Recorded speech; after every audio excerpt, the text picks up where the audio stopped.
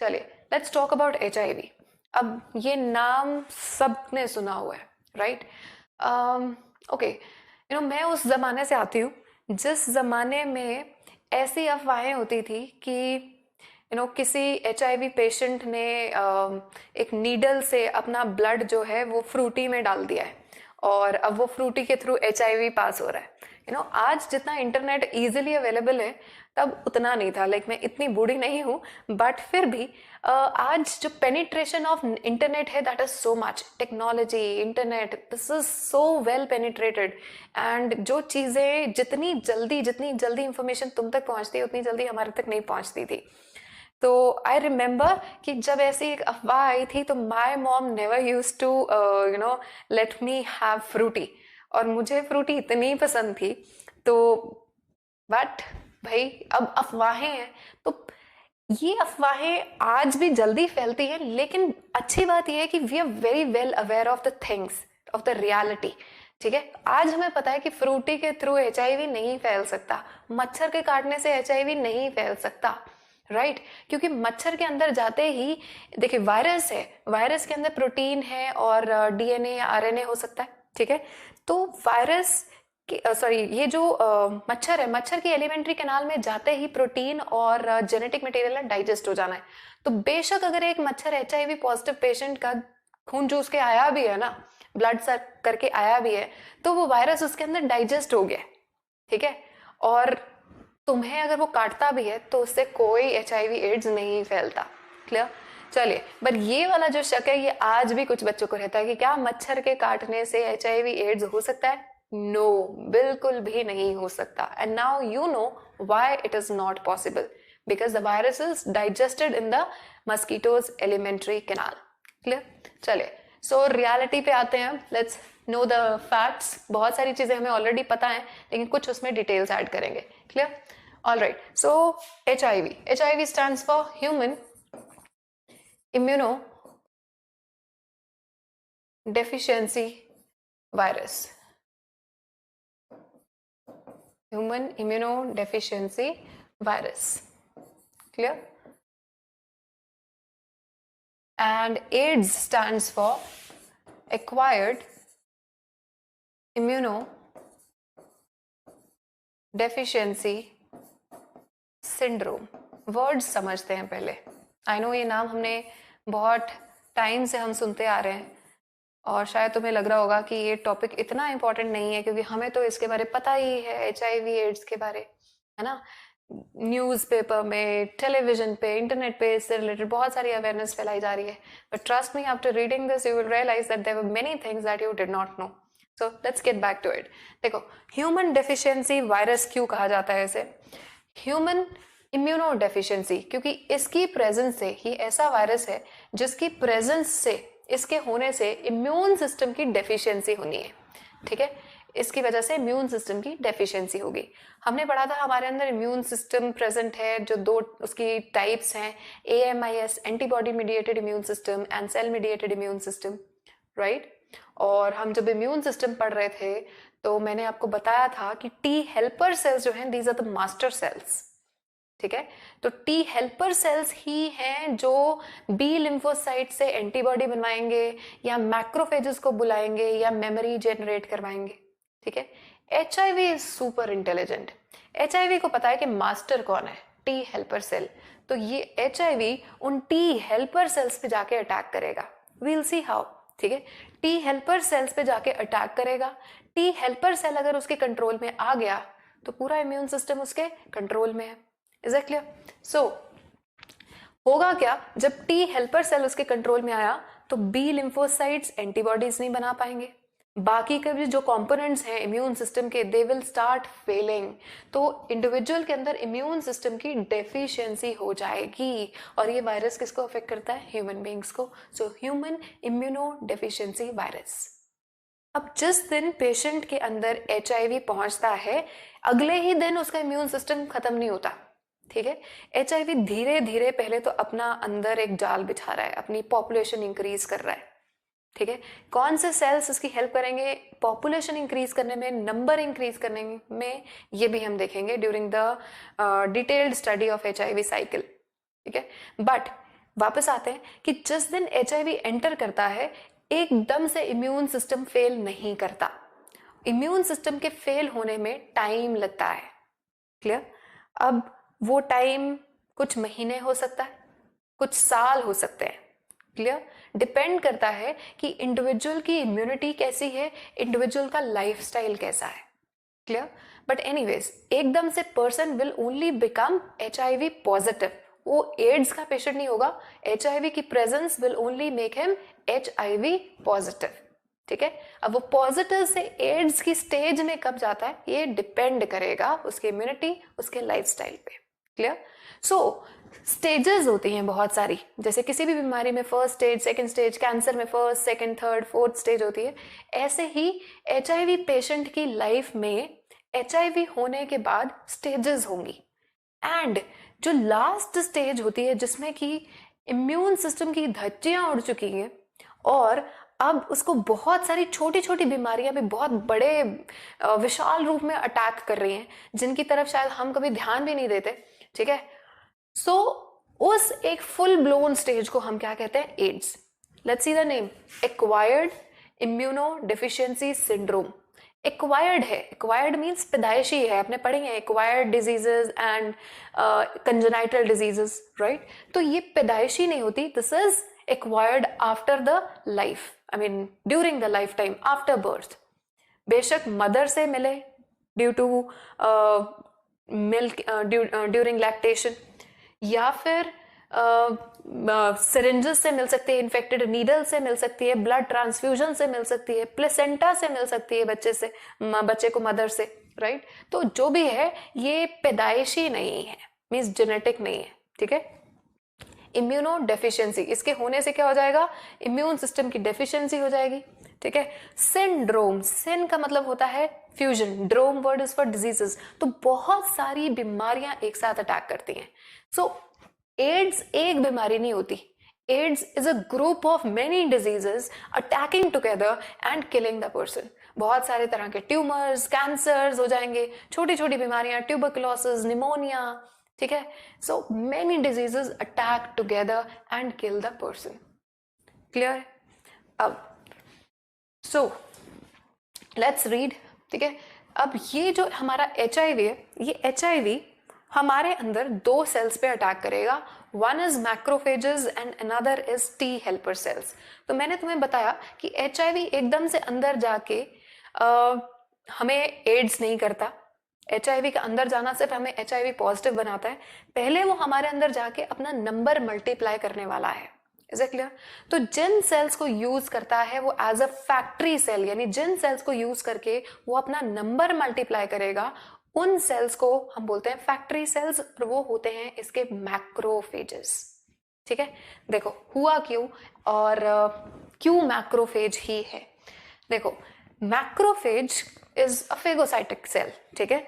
कोई भी अगर फॉरेन सब्सटेंस आता है, कोई भी हार्मफुल सब्सटेंस आता है, तो फेगोसाइट्स जाते हैं उसको इनगल्फ करने। हमने पढ़ा था न्यूट्रोफिल्स, है ना, मोनोसाइट्स, मैक्रोफेजेस। सबसे पहले कौन जाता है? न्यूट्रोफिल। फिर अगर उसके बस की बात नहीं थी तो जाएगा मोनोसाइट, अगर मोनोसाइट के बस की बात नहीं थी तो जाएगा मैक्रोफेज। तो HIV जब अंदर आता है ना, तो HIV के बस की, HIV जो है वो न्यूट्रोफिल और मोनोसाइट के बस की बात नहीं थी, तो गया मैक्रोफेज। ठीक है? मैक्रोफेज को आदत है भाई जो अंदर आया फौरन चलो जी जाके उसको इनगल्फ कर लो, मैक्रोफेज अपनी आदत के मुताबिक गया। बट ये HIV जो था ये एक नॉर्मल और किसी दूसरे वायरस से बहुत हटके है। ठीक है? अब देखो HIV तो वेट कर रहा था कि मैक्रोफेज आए और मुझे खाए। ठीक है? तो मैक्रोफेज ने जब HIV को इनगल्फ किया तो ये HIV मैक्रोफेज के अंदर जाके मैक्रोफेज से ही काम करवाने वाला है, मैक्रोफेज से ही और HIV पार्टिकल्स बनवाने वाला है। So macrophage is used as the factory cell. ठीक है? अब किसी भी चीज को सेल के अंदर एंटर करने के लिए उसके साथ एक स्पेसिफिसिटी जनरेट करनी होती है। स्पेसिफिसिटी का मतलब लाइक लॉक एंड की। ठीक है? कुछ प्रोटीन्स होने चाहिए, कुछ चैनल्स होने चाहिए जो कि उस चीज को अंदर तक कैरी करे। क्लियर? तो अब ये देखो HIV देखते हैं। ठीक है? HIV कैसा है? HIV के पास दो प्रोटीन कोड्स होते हैं, ये आउटर प्रोटीन लेयर है आउटर प्रोटीन कोट और ये इनर प्रोटीन कोट, ये दोनों ही दो प्रोटीन कोट्स हैं, ठीक है।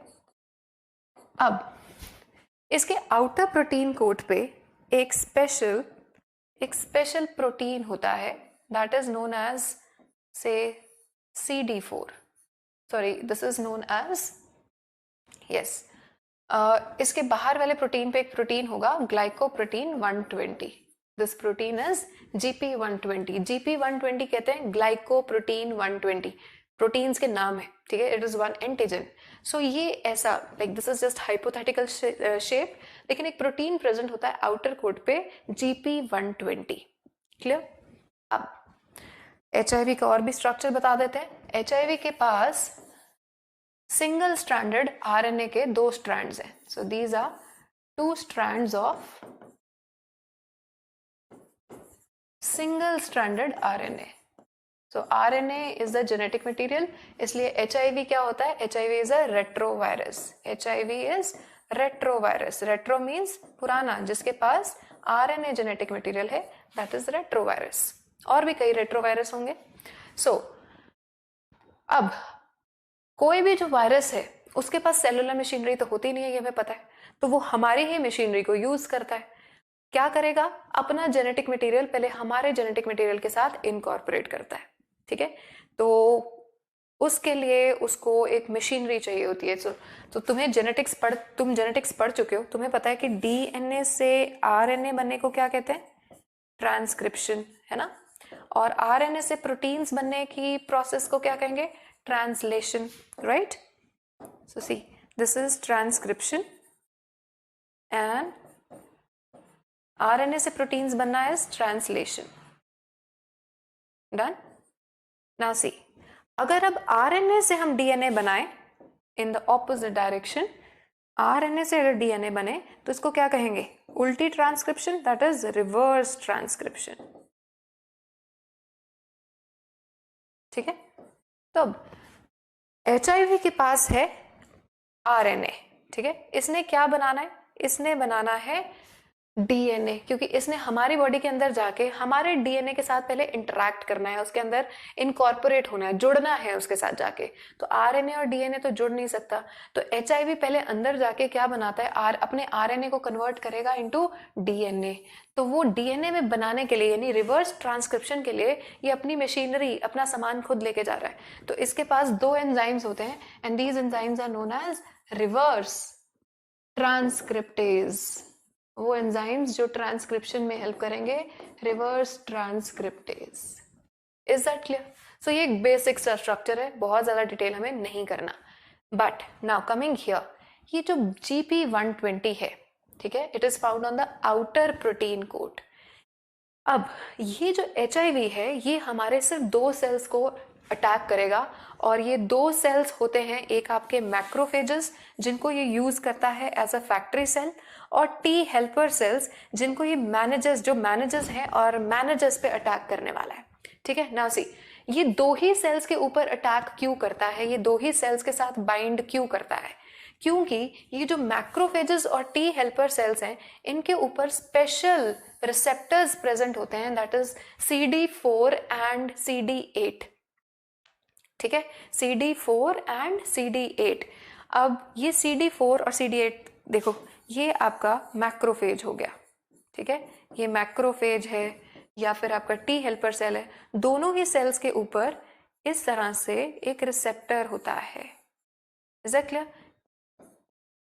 सो से दिस इज CD4 और CD8, ठीक है। ये जो CD4, CD stands for cluster of differentiation, ये स्पेशल प्रोटीन्स होते हैं जो सेल को मार्क करते हैं, स्टैंप लगाते हैं। मैंने तुम्हें ग्राफ्ट रिजेक्शन के टाइम पे भी बताया था, हम सब एक जैसे होते हुए भी यूनिक हैं, क्योंकि हमारे हर एक सेल के ऊपर हमारे जीन्स ने एक स्टैंप लगाई हुई है कि ये मेरा है और ये तुम्हारा है। और इसीलिए दूसरे का इम्यून सिस्टम हमारे सेल को एक्सेप्ट नहीं करता, हमारा इम्यून सिस्टम दूसरे के सेल को एक्सेप्ट नहीं करता, तो हो जाता है graft rejection. Clear. Now CD ऐसे बहुत सारे प्रोटीन्स हैं जिनका काम सिर्फ सेल पे ठप्पा लगाना है, सिर्फ स्टैंप लगाना है, and these are cluster of differentiation, ठीक है, CD। Not in your syllabus, but ये जो CD सेल, CD, ये जो एंटीजेंस हैं, ये जो प्रोटीन्स हैं, ये बाइंड करते हैं HIV के GP120 के साथ, ठीक है। तो ये एक दूसरे के साथ जुड़ने के लिए इनको क्या चाहिए, कोई ना कोई तो स्पेसिफिसिटी चाहिए, ताला और चाबी, lock and key, they have to be specific, ठीक है। Now they can easily bind, और बाइंड जब करेगा, ये इसके साथ जब बाइंड करेगा, ठीक है, मैक्रोफेज को लगेगा कि ओ ये तो अपना ही है, और वो उसको अंदर ले लेगा इजिली, और अंदर जाके HIV ने उसका क्या हाल करना है, that we need to study. Let's see. So cells with CD4 and CD8 receptors on the cell surface are attacked by HIV. तो GP120 surface protein जो present होता है HIV के साथ, HIV के ऊपर उसके outer coat पे, that will bind to CD4 receptors of the macrophages and T helper cells, and इसीलिए ये दो cells जो है ये attack किए जाते हैं। macrophage को use करेगा factory cell की तरह, ठीक है, अपना नंबर मल्टीप्लाई करने के लिए, और उसके बाद वो फिर अटैक करता है T helper cells को। So this is that flow chart that is given in your book, clear? So please open to that. So this is retrovirus. Already told you, HIV is a retrovirus. Retrovirus का मतलब RNA containing. It is RNA containing. और इसके अंदर कैसा genetic material है? It has single stranded RNA. ठीक है? Now, और बाहर की तरफ क्या होगा इसका? Viral protein. अंदर ये है सिंगल स्ट्रैंडेड RNA। नाउ इन्होंने बस एक ही ड्रॉ कर दिया है, but I have told you in the previous diagram कि किस तरह से प्रेजेंट होगा। अब ये जो वायरस है ये normal cell, it infects a normal cell, यानी नॉर्मल सेल मीन्स जो पहले से इन्फेक्टेड नहीं है, ठीक है। और कौन से सेल को अफेक्ट करेगा? मैक्रोफेज को। मैक्रोफेज को ये क्यों करता है? एक तो CD4 CD8 एंड दूसरा मैक्रोफेज को आदत है कि जो भी आएगा उसको खा जाएगा, पर यहाँ उसके लिए भारी पड़ने वाला है।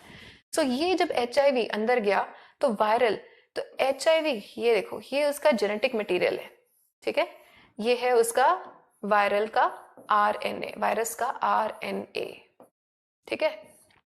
अब इस RNA को अल्टीमेटली कहाँ जाना है? ये मैक्रोफेज का न्यूक्लियस है। This is the nucleus of macrophage, of host. Host कौन है? हम लोग। और कौन सा सेल? मैक्रोफेज, ठीक है। अब ये मैक्रोफेज के न्यूक्लियस के DNA के साथ, ये होस्ट के DNA के साथ इनकॉर्पोरेट होगा, उसके अंदर पहले इंटैंगल होगा, क्लियर। तो RNA तो इंटैंगल हो नहीं सकता, तो इसलिए वो RNA पहले किस में कन्वर्ट होने वाला है? इनटू DNA, ठीक है। तो ये किस में कन्वर्ट होगा? DNA के अंदर। सो this is that DNA, clear. So viral RNA has changed into viral DNA, clear. And viral DNA बनाने के लिए, RNA से DNA बनाना, रिवर्स ट्रांसक्रिप्शन, और यूज क्या किया उसने? Reverse transcriptase. अब ये जो DNA बना है, इस DNA को ये होस्ट के जीनोम के साथ, यानी होस्ट के DNA के साथ इनकॉर्पोरेट कर देगा। मान लो कि ये वायरस का है, से क्लियर? से this is viral DNA, viral DNA। अब वायरल DNA और होस्ट DNA, दो DNA जब आपस में इंटरैक्ट करते हैं, यानी एक DNA के अंदर, होस्ट के DNA के अंदर कोई भी फॉरेन DNA इंसर्ट होता है, तो क्या बनता है? Recombinant DNA। बायोटेक्नोलॉजी में हमने यही पढ़ना है कि हम एक के अंदर दूसरे का जीन इंसर्ट करने वाले हैं। Is that clear? तो यहाँ पे भी तो यही हो रहा है, वायरस खुद आके अपना DNA होस्ट के सेल के अंदर इंसर्ट कर रहा है। तो ये जो नया DNA बनेगा, इसको क्या कहने वाले हैं हम? This forms the recombinant DNA. Is that clear? This forms the recombinant DNA. Anyways, अब ये जो DNA इसने incorporate किया है, इस वजह से क्या होगा? ये DNA होस्ट के DNA को कर देगा suppress. होस्ट का DNA will be silenced, ठीक है। और अब ये अपनी मनमर्जियां करेगा। तो न्यू वायरल जो DNA ये इनकॉर्पोरेट हुआ, इसने होस्ट के DNA को कर दिया सप्रेस या साइलेंट, ठीक है, और अब अपनी वो चलाने वाला है। तो ये सेल के अंदर प्रेजेंट जो बाकी साइटोप्लाज्म है, उसकी अलग अलग मशीनरी को अपने हिसाब से मैसेज भेजेगा, अपने हिसाब से mRNA भेजेगा, और नए नए प्रोटीन्स बनवाएगा, पूरे पूरे वायरल पार्टिकल्स बनवाएगा। See, new viral RNA is produced by the infected cell, अपना RNA भी बनवाएगा, ठीक है, एंड पैकेजिंग करवाएगा, and then these cells are released outside and new cells can infect the other cells, and ultimately जाके इन्होंने किस पे इफेक्ट करना है, हमारे टी हेल्पर सेल्स पे। Is it clear? अब इसके स्टेप्स आपको पता हो। नंबर 1, सबसे पहले क्या हो रहा है, रेट्रोवायरस, ठीक है, virus it infects a normal cell, कौन सा, मैक्रोफेज।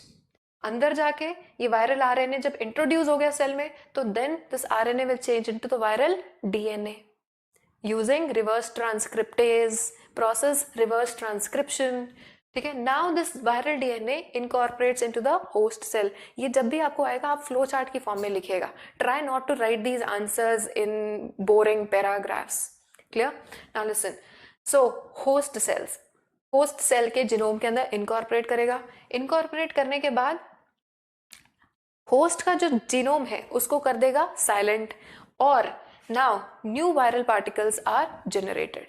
Is it clear? जब एक मैक्रोफेज के अंदर बहुत सारे पार्टिकल्स भर जाएंगे, it will burst and it will release these particles, viral particles, और ये वायरल पार्टिकल्स जाके और नए मैक्रोफेजेस पे अटैक करने वाले हैं, और फिर और वायरल पार्टिकल्स बनने वाले हैं, एंड अल्टीमेटली जब ज्यादा पॉपुलेशन हो जाती है, then it starts infecting your T helper cells, और तब बहुत बुरी कंडीशन होती है। क्लियर? चलिए, तो आगे देखते हैं। This is a very important flow chart. Now coming on to AIDS, देखो एड्स क्या है, it stands for acquired immuno deficiency syndrome. So deficiency of the immune system takes place and it is acquired during the lifetime of the individual, indicating that it is not a congenital disease, told you already, ठीक है। Syndrome का मतलब क्या होता है, group of symptoms, बहुत सारी बीमारियां एक साथ होंगी। So AIDS was first reported in 1981, first reported in 1981, and the last 25 years or so in the last, ठीक है, and it has spread all over the world, killing just a second, हाँ जी, it has spread all over the world, killing more than 25 million persons. AIDS is caused by the human immunodeficiency virus. ये हमें पता है कि कौन cause करता है, human immunodeficiency virus, that is HIV, और ये रेट्रोवायरसेस की कैटेगरी में आता है। रेट्रोवायरस है जिसमें कि RNA is the genome, और हमें पता है कि वो सिंगल स्ट्रैंडेड RNA है, और इसके 2 स्ट्रैंड्स प्रेजेंट होते हैं, इसके 2 स्ट्रैंड्स प्रेजेंट होंगे। Is it clear? चलिए, अब इसका ट्रांसमिशन कैसे होता है। Now this is another question, इसका mode of transmission, mode of transmission of HIV कैसे कैसे फैलेगा। Let's make the points here only. आप अपनी बुक पे हेडिंग डालेंगे, वहीं पे पॉइंट्स मार्क करेंगे। क्लियर? नाउ सी, मैंने ऑलरेडी इस तरह से कर दिया, देखो, it occurs by sexual contact with the infected person, by transfusion of contaminated blood, ठीक है, और blood products, then by sharing of infected needles, and specially ये होता है ड्रग अब्यूजर्स के केस में, क्योंकि उनको सिर्फ नशा करना होता है और उस वक्त कोई ध्यान नहीं है, कोई वो प्रिकॉशंस नहीं ले रहे कि कोई इन्फेक्टेड भी हो सकता है। And from infected mother to her child through placenta, ठीक है, through placenta and milk feeding, or simply during feeding.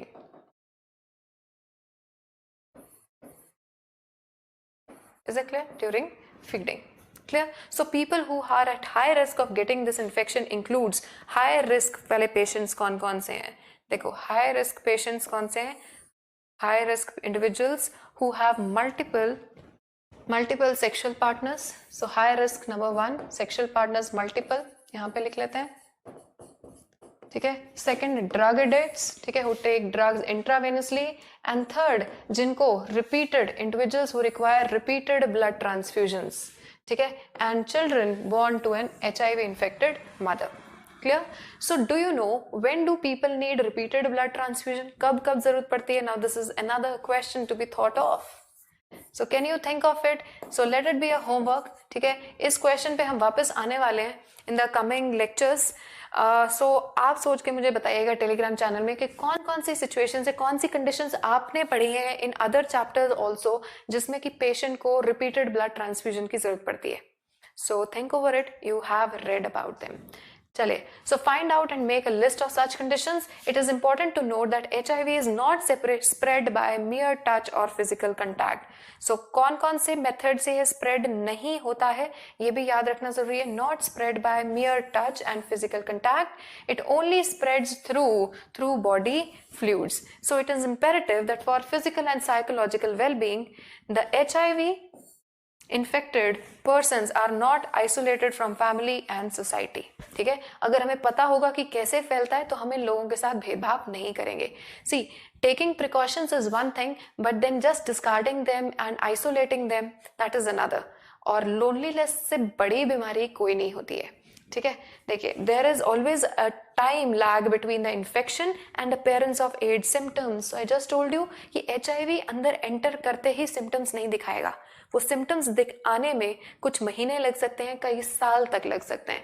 So time lag होता है between infection and appearance of the symptoms. ये जो पीरियड है it can vary from few months to many years, like 5 to 10 years also. Is that clear? So incubation period, इस time को क्या कहते हैं? Time period between infection and appearance, this is known as incubation period. Incubation period. Incubation period का मतलब होता है कोई भी बीमारी के लिए पैथोजन के एंटर करने से लेके फर्स्ट सिम्टम अपीयर होने तक का टाइम. ठीक है, आज पे कोई भी पैथोजन जब आपकी बॉडी में एंटर करता है जाते ही धावा नहीं बोल देता. ठीक है, अंदर जाके पहले वो अपनी सेना तैयार करेगा, उसके बाद वो अटैक करेगा. तो एंट्री से लेके फर्स्ट सिम्टम जिस दिन अपीयर होता है इस टाइम को हम क्या कहते हैं? Incubation period. अब इस इंक्यूबेशन पीरियड के दौरान उसने अपनी पॉपुलेशन बहुत ज्यादा इंक्रीज कर ली है अंदर. Is it clear? तो अब ट्रीटमेंट जो है मुश्किल होने वाला है, बीमारी हो सकती है, isn't it? But now because of biotechnology हमारे पास ऐसी टेक्निक्स अवेलेबल है कि हम डिजीज का डायग्नोसिस उस टाइम में कर सकते हैं जब अभी सिम्टम भी अपीयर नहीं हुआ. molecular diagnosis. So we will be reading more about it in the chapter of biotechnology. Do not ask questions कि हाँ जी कौन से methods हैं, क्योंकि हमने ये methods बहुत डिटेल में पढ़ने हैं. Is it clear? चलो वापस आते हैं. So after getting into the body of person, virus enters the macrophage. So first step flow chart में हमने पढ़ा था, virus enters the macrophage. ठीक है. Second क्या करेगा? RNA genome of virus replicates to form viral DNA. क्या हो रही है? Reverse transcription with the help of enzymes reverse transcriptase. ठीक है. थर्ड क्या होगा? Viral DNA incorporates into the host cell DNA and 4 directs the infected cell to produce viral particles. तो आप ये 4 पॉइंट्स को फ्लो चार्ट की फॉर्म में लिख देंगे तो एग्जामिनर को मजा आएगा लिखने में, पढ़ने में. Is it clear? और नीट में भी यही स्टेप्स आ सकते हैं, आपको कोई स्टेप मिसिंग दिया जा सकता है and you may be asked कि ये कौन सा करेक्ट स्टेप यहाँ पे आना था. ठीक है. Macrophages will continue to produce the viruses and this way acts like a macrophage, it acts like HIV factory. Simultaneously HIV enter किस में कर जाएगा? T हेल्पर सेल्स में, और रेप्लिकेट करेगा एंड प्रोड्यूस प्रोजेनी वायरसेस. तो वहां पे भी, बट मेनली किसको यूज करता है? मैक्रोफेजेस को. Progeny releases in the blood attack and other helper cells पे अटैक बढ़ता जाएगा and repeated leading to a progressive decrease in the number of T helper cells. जब ज्यादा से ज्यादा T हेल्पर सेल्स अटैक होंगे तो उनका नंबर डिक्रीज करने लगेगा and the immune system is failing now. So during this period what will happen? Person suffers from bouts of fever. अंदर अगर कोई भी इन्फेक्शन है, देखो 2 बूंद जिंदगी लेने पे भी बच्चे को फीवर होता है, क्योंकि 2 बूंद जिंदगी में क्या है? एंटीजन है, बीमारी कॉज करने वाला वायरस है. लेकिन ऐसी फॉर्म में कि बच्चा बीमार भी ना हो और उसके अंदर एंटीबॉडी प्रोडक्शन भी शुरू हो जाए. राइट? सो कोई भी जब पैथोजन अंदर एंटर करता है तो हमारा इम्यून सिस्टम जो है वो रिस्पॉन्ड करेगा, अपना बॉडी टेम्परेचर बढ़ा देगा, मारने की कोशिश करेगा. So see person suffers from bouts of fever. तो हम क्या पढ़ रहे हैं? हम पढ़ रहे हैं इसके सिम्टम्स. सो हेडिंग डाल दीजिए सिम्टम्स. देखो, number 1 bouts of fever, second diarrhoea लगातार रहता है, and third is weight loss. Due to decrease in the number of T helper cell person start suffering from infections, repeated infections. ठीक है. That could have been otherwise overcome. Normally जो normal बंदा होगा, non infected होगा, वो easily overcome कर लेगा infections को, बट इसके अंदर इन्फेक्शंस होती हैं. कौन कौन सी इन्फेक्शंस होंगी? फॉर एग्जाम्पल देखो, एग्जाम्पल माइकोबैक्टीरियम. जिससे ट्यूबरकुलोसिस होगा. It is going to cause tuberculosis. Viruses, ठीक है, फंगल बीमारियां होंगी, इवन पैरासिटिक इन्फेक्शंस होंगी like toxoplasma. And the patient becomes so immunodeficient that he or she is unable to protect himself or herself against these infections. Is it clear? So आप वहीं पे heading बना लेंगे. ये question आ गया कि what are the symptoms? So it is clearly given in NCERT. Is it clear? So how deep is NCERT? I hope you are able to appreciate that now. Done? चलिए आगे चलते हैं. A widely used diagnostic test. So इसका diagnosis कैसे होगा? So next heading, diagnostic. Diagnosis इसका कैसे होता है? देखो, डायग्नोसिस के लिए हमारे पास 3 टेस्ट हैं, ठीक है. सो 1 वी हैव पीसीआर. देखो यहाँ पे सारे लिखे नहीं है. सो ये पीसीआर लिखा हुआ है आपके बायोटेक्नोलॉजी के चैप्टर में, पर हमने यहीं पे ऐड करना है. तो एचआईवी का जहां जहां जो भी रेफरेंस है we are adding it here. Clear? So biotechnology में पढ़ेंगे एक बार फिर से. First is PCR. क्या होती है, कैसे काम करती है, ये हम बायोटेक में पढ़ने वाले हैं. फिलहाल सिर्फ नाम याद रखेंगे. Polymerase chain reaction. Polymerase chain reaction. Biotechnology भी बहुत दूर नहीं रहेगी, बहुत जल्दी मैं बायोटेक्नोलॉजी स्टार्ट करने वाली हूँ. So just wait for that lecture, और उसमें हम डिटेल में करेंगे कि पीसीआर होता क्या है. Polymerase chain reaction. Is it clear? Second, इसके अंदर जो मेथड है दैट इज डायग्नोस्टिक मेथड जो है that is enzyme linked immunosorbent assay और ELISA. Enzyme linked immunosorbent assay और एलाइजा. अब ये एलाइजा कैसे काम करता है ये भी हम किस में पढ़ेंगे? बायोटेक्नोलॉजी में. Is it clear? यहाँ पे सिर्फ नाम याद कर लो, लेकिन by the end of the syllabus तुम्हें पता होगा पीसीआर कैसे काम करती है, एलाइजा कैसे काम करती है. ये हम पढ़ेंगे बायोटेक्नोलॉजी में, ठीक है. क्योंकि इसको समझाने से पहले I need to tell you the basics of biotechnology, so I am skipping it here. So अब एक और चीज, अगर एलाइजा पॉजिटिव आता है, now see if ELISA comes out to be positive, अगर एलाइजा से ये पता लगता है कि हाँ एचआईवी है, इफ एलाइजा इज पॉजिटिव, तो उसको कंफर्म किया जाएगा. सो इसको कंफर्म किया जाता है, कंफर्म्ड बाय वेस्टर्न ब्लॉटिंग.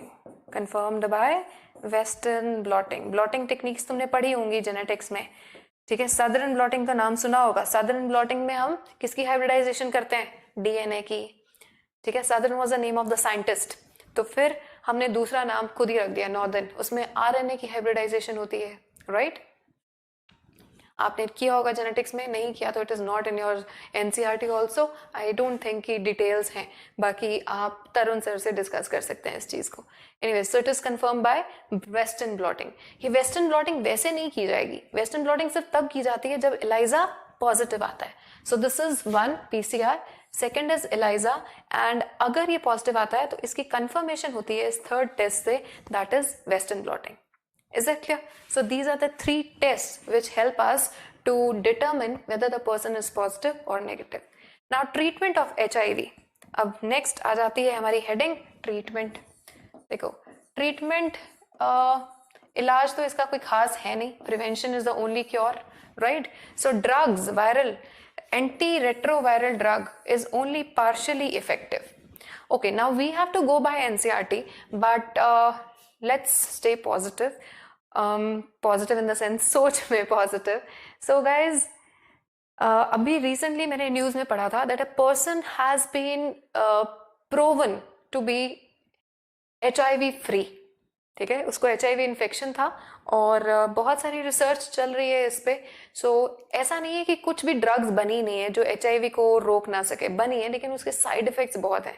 तो ऐसी चीज को हम मेडिसिन नहीं मान सकते. बट अभी रिसेंटली मैं न्यूज पे पढ़ रही थी that there was an HIV positive person, but now because of this treatment he has been proven to be HIV free. Fingers crossed. I hope कि इसका भी इलाज जल्दी आ जाए, और उससे पहले तो कोविड-19 का आ जाए. वैसे वैक्सीन्स बन चुके हैं और कुछ एक साइड इफेक्ट्स भी हैं, बट होपफुली जल्दी ही और रिसर्च बेटर हो जाएगी and we'll all be safe. ठीक है, एंड कोविड खुद ही चला जाए तो बहुत अच्छी बात है. एनीवेज, सो ट्रीटमेंट्स इनके कुछ हैं, लेकिन क्योर फिलहाल अभी जनरल पब्लिक के लिए इतना नहीं है. तो फिलहाल हम यही मानते हैं that prevention is the only cure, ठीक है. So they can only prolong the life, ठीक है. इफेक्ट पार्शियली इफेक्टिव है. सो उसके HIV पॉजिटिव पेशेंट को एड्स की स्टेज में जाने से प्रिवेंट कर सकते हैं, प्रोलॉन्ग कर सकते हैं, प्रिवेंट नहीं प्रोलॉन्ग कर सकते हैं, डिले कर सकते हैं उस चीज को. दे can only prolong the life of the patient but can not prevent the death which is inevitable. Is it clear? वो तो फिर एड्स से होगी फिलहाल, जब तक कोई ट्रीटमेंट नहीं आ जाता. अब बात आती है प्रिवेंशन की, वेरी वेरी इंपॉर्टेंट. देखो इस एक टॉपिक से आपके कितने सारे क्वेश्चंस बन रहे हैं और आप हेडिंग्स डालते जाओ, पॉइंटर्स वहां पे लगाते जाओ. We don't need to write anything else here. So AIDS has no cure, ठीक है. Prevention is the best option. इस पे कमेंट करने के लिए आ सकता है ना. तो कमेंट में क्या करना होता है, जब भी किसी चीज का कमेंट करने के लिए आए तो कमेंट में आपने सिर्फ फैक्ट्स कोट करने होते हैं कि वैसा क्यों है, आपने रीजंस देने होते हैं. तो आप क्या बताओगे, prevention is the best option. Why? Because we don't have any treatment, it is incurable. Is it clear? Now see, moreover the infection, HIV infection more often spreads due to conscious behavior. आपने एक question लिखा था कि most of the infections जो है आपने reproductive system में, reproductive health वाले चैप्टर में सॉरी, एक क्वेश्चन लिखा था कि most of the STDs they are due to the, they are invited, है ना. आपने एक क्वेश्चन लिखा था, I have given you for writing that. So more often ये HIV भी उसी कैटेगरी में है. It spreads due to conscious behaviour. आपने इसके मोड ऑफ ट्रांसमिशन पढ़े हैं, blood transfusion, due to multiple sexual partners, not using contraceptives. कौन सा contraceptive है जो STDs को और HIV infection को prevent कर सकता है? Do let me know that. ठीक है. So conscious behavior patterns and not something that happens inadvertently. ऐसा नहीं है कि भाई अपने आप तुम बैठे थे और आके HIV infection हो गया. No, कुछ तो हुआ है, ठीक है. चाहे वो ड्रग्स लेने से, यानी इंट्रावेनस इंजेक्शन लेने से हुआ है किसी इन्फेक्टेड पर्सन के साथ, मल्टीपल सेक्सुअल पार्टनर्स के साथ हुआ है, not using the right contraceptive से हुआ है, चाहे मदर से बच्चे को हुआ हो, ठीक है, ड्यूरिंग लैक्टेशन या ड्यू टू प्लेसेंटा. यानी जो इंडिविजुअल पॉजिटिव है वो पैदाइशी तो ये बीमारी लेके नहीं आया, कुछ तो गड़बड़ हुई है. So it happens inadvertently, sorry it does not happen inadvertently like pneumonia और टाइफॉइड, ठीक है. Of course, infection in the blood transfusion of the patients, ठीक है, newborns, and may take place due to poor monitoring. The only excuse may be ignorance, and it has been rightly said, don't die of ignorance. Is that clear? So this is what NCERT says, and the right thing it is. In our country, अब देखो कौन सी efforts की गई हैं to spread awareness, efforts to prevent AIDS. Prevent the spread of AIDS. So this is another question. What are the efforts which can be done or which have been done or which are being done to prevent the spread of AIDS? देखो country में एक special organisation बनाई गई है, national AIDS control organisation, नाको. ये सारी abbreviations आपको पता होनी चाहिए. आपकी बैक एक्सरसाइज में भी एक क्वेश्चन दिया हुआ है, right the full form of, ये आपको 1 या 2 नंबर में आ सकता है. Is it clear? So abbreviations 1 marks में आ सकती हैं. एंड अदर नॉन गवर्नमेंटल, ये गवर्नमेंटल है, एंड अदर NGOs, ठीक है, are doing a lot to educate the people. देखो क्या कर रही हैं ये, they are educating the people about AIDS, right. फिर WHO ने क्या किया है, WHO ने स्टार्ट किया, नंबर ऑफ प्रोग्राम्स स्टार्ट किए गए हैं to prevent the spreading of HIV infection, making blood safe from HIV, ensuring the, क्या क्या किया गया. फिर third, making blood safe from HIV. जब भी हम ब्लड डोनेट करते हैं तो उसको चेक करके रखा जाता है. पहले तो पेशेंट को ही चेक किया जाता है, ठीक है, कि वो HIV पॉजिटिव है या नहीं है. Only then blood transfusion happens. और अगर आप कभी एक जो कैंप्स लगते हैं उसमें जाके ब्लड देते हैं तो स्टोर करने के बाद, कलेक्ट करने के बाद उसको स्टोरेज से पहले चेक किया जाता है, ठीक है. Now see, ensuring the use of, और क्या कर सकते हो, how to prevent it. This is all efforts to prevent the spread. So ensuring the use of only disposable needles. तो आपको भी याद रखना है. I know, see, the sad reality is कि बहुत सारे लोग अपनी रिस्पॉन्सिबिलिटी के साथ कॉम्प्रोमाइज करते हैं, ठीक है. Well that is a sad reality. तो आप एज अ पेशेंट भी ध्यान रखेंगे कि जब भी आप कभी इंजेक्शन लगवाने जा रहे हैं, चाहे केमिस्ट के पास, इंडिया में हम केमिस्ट को भी डॉक्टर से कम तो मानते नहीं है, तो अगर केमिस्ट भी इंजेक्शन लगा रहा है तो मेक श्योर कि हर कोई डिस्पोजेबल नीडल्स यूज कर रहा हो। Is it clear? सो अगर आप रूरल एरियाज में हैं तो वहां पे भी अगर छोटे हॉस्पिटल्स हैं, गवर्नमेंट हॉस्पिटल्स हैं और आपको लगता है कंडीशन सही नहीं है और अगर इमरजेंसी में जाना पड़ता है तो कुछ चीजों को ध्यान आपको भी रखना होगा। Is it clear? So make sure that only disposable needles are being used in the public and private hospitals. Is it clear? Then free distribution of condoms. Told you this is a contraceptive condoms which can prevent STDs, and controlling the drug abuse and advocating the safe sex and promoting regular checkups for HIV in susceptible populations. HIV susceptible populations हो जाती हैं जैसे sex workers होते हैं, ठीक है? सो HIV susceptible populations and are some steps to be taken up. Is that clear? So infection with HIV or having AIDS is something that should not be hidden. अगर किसी को HIV AIDS है तो उसे छुपाने की जरूरत नहीं है, बट लोग छुपाते हैं for many reasons because हम लोगों को जज करेंगे कि हम सीधा कोई भी बात होती है तो कैरेक्टर पे क्वेश्चन मार्क लगता है, which is absolutely not fair enough. क्योंकि हो सकता है कि वो एक ऐसे हॉस्पिटल में गया हो जहां पे सो कॉल्ड डॉक्टर ने ही प्रिकॉशंस ना ली हो, तो कई तरह से HIV फैल सकता है। There is not just one cause. Is it clear?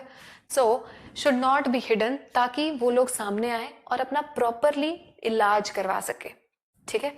So since then the infection may spread to many more people. और अगर उसको वो छुपाएगा और उसको पता ही नहीं होगा, वो प्रॉपरली अवेयर नहीं होगा, उसको कोई समझाएगा नहीं कि क्या क्या प्रिकॉशंस लेने हैं, तो वो आगे भी उस बीमारी को फैला सकता है। He can act as a carrier, ठीक है? सो vector, sorry, he can act as a vector. HIV AIDS infected people need help and sympathy instead of being shunned by the society, rather than हम उनको दुत्कार दें ना। सी ये जो questions हैं, ये जो लाइंस हैं, ये आते हैं आपके वैल्यू बेस्ड क्वेश्चंस में। So these are value based questions.